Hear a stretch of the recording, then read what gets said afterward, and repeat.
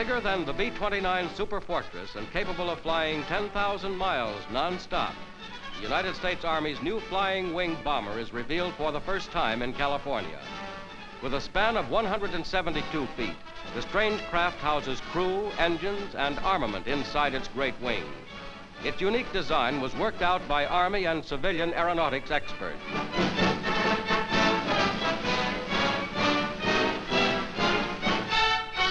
An experimental forerunner of the big ship has flown hundreds of hours in tests. From data gathered during these flights, engineers gathered vital information for building the first of 15 of the large planes ordered by the Army. 4 huge engines geared to counter-rotating propellers will send the aerial dreadnought aloft for her test flights.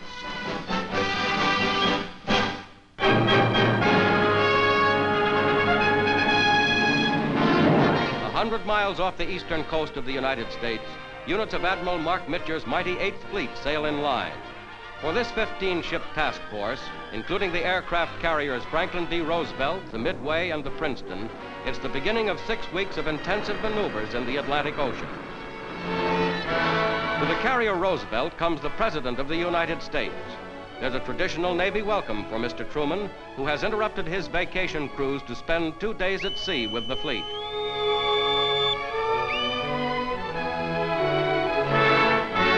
Secretary of the Navy Forrestal and Admiral of the Fleet Nimitz greet the Commander-in-Chief. With Admiral Mitcher, scourge of the Japanese Navy, President Truman goes on a tour of the 45,000-ton carrier, which is the mightiest in the Navy.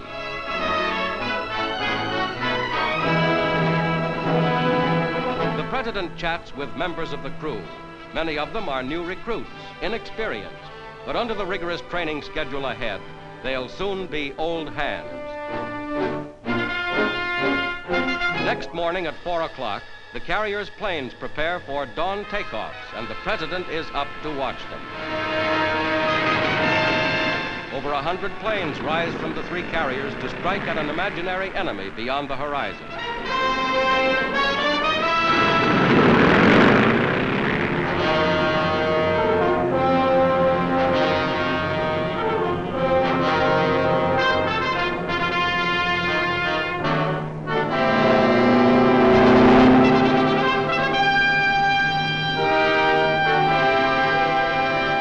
Mission accomplished.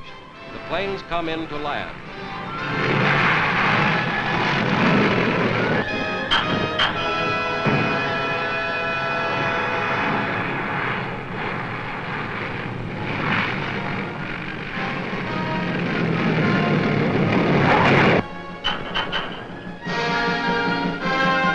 An instructive 2 days with the fleet for America's President and the Navy's Commander-in-Chief.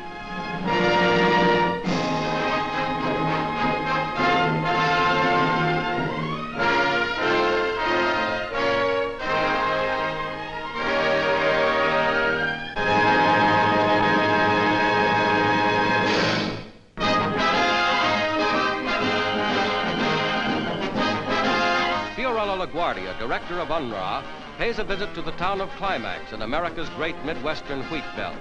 LaGuardia has come to impress the farmers with the need for wheat to prevent famine and to ask them to sell their reserve holdings before the new harvest. The wheat farmers of this Minnesota area respond to the appeal with 50,000 bushels. Trucks drive in to unload into a 25-car freight train, which will carry the grain to eastern United States ports for overseas shipment. The necessary shipping is being allocated, LaGuardia told the farmers, and the Midwestern wheat belt must and will supply the wheat.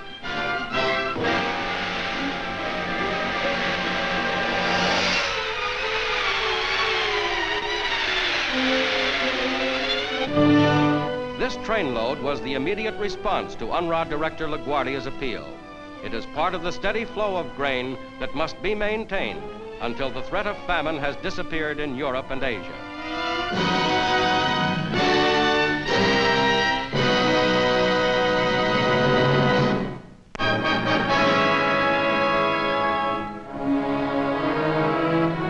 Wreckage of Midwest America's worst train disaster litters the tracks in Illinois, some 28 miles from Chicago.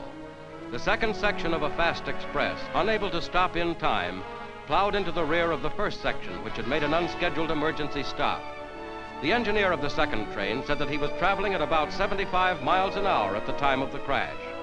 45 people were killed and more than 100 injured.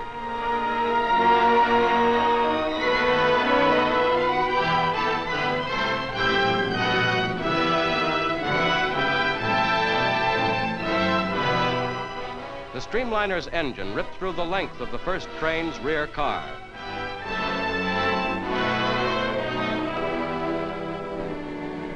Survivors are cared for by local Red Cross relief workers. Many hours were necessary to remove all the victims in one of American railroading's worst disasters.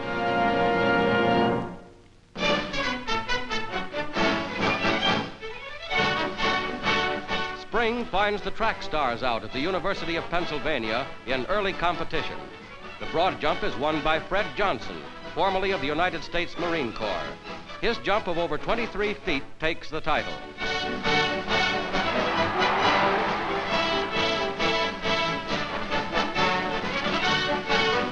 Off with the gun go the entrants in the 100-yard dash. The winner in just over 9 seconds is Bill Carter of the Army Air Forces.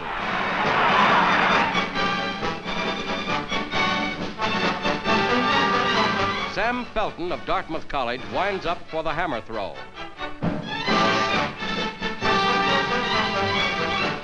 He throws the heavyweight 147 feet.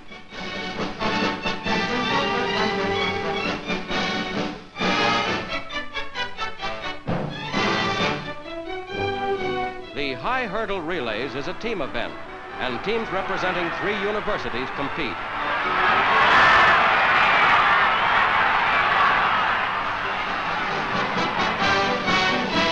Ohio State University takes the lead and holds it, beating out Oklahoma and Dartmouth to take the championship.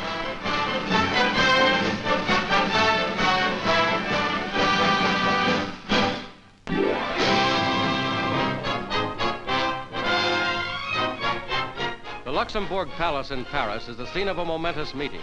The foreign ministers of France, England, Russia, and the United States. Georges Bidault, representing France, leads the way into the Big Four conference room. Next, Soviet Russia's delegate, Foreign Minister Molotov. From London comes Foreign Secretary Ernest Bevin, bringing Britain's view to weighty discussions on peace terms for Europe.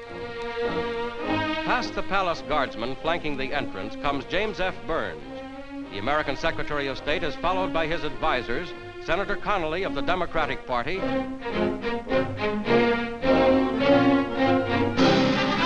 and Senator Vandenberg of the Republican Party. The conference takes place in the Victor Hugo Salon of the palace. Photographers are permitted to make their record of the historic setting before the delegates begin their work.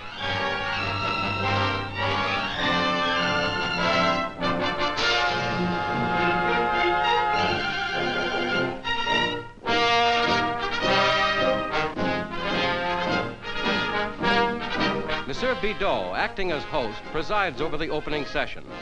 The framework for the peace treaty discussions was agreed upon at the Potsdam Conference.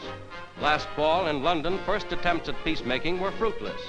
The Paris meeting now holds the key to Europe's future. Problems concerning Italy and her fleet, Germany, the Ruhr, the Saar, Austria may come up, in addition to the mapping of peace treaties for the Axis satellite nations.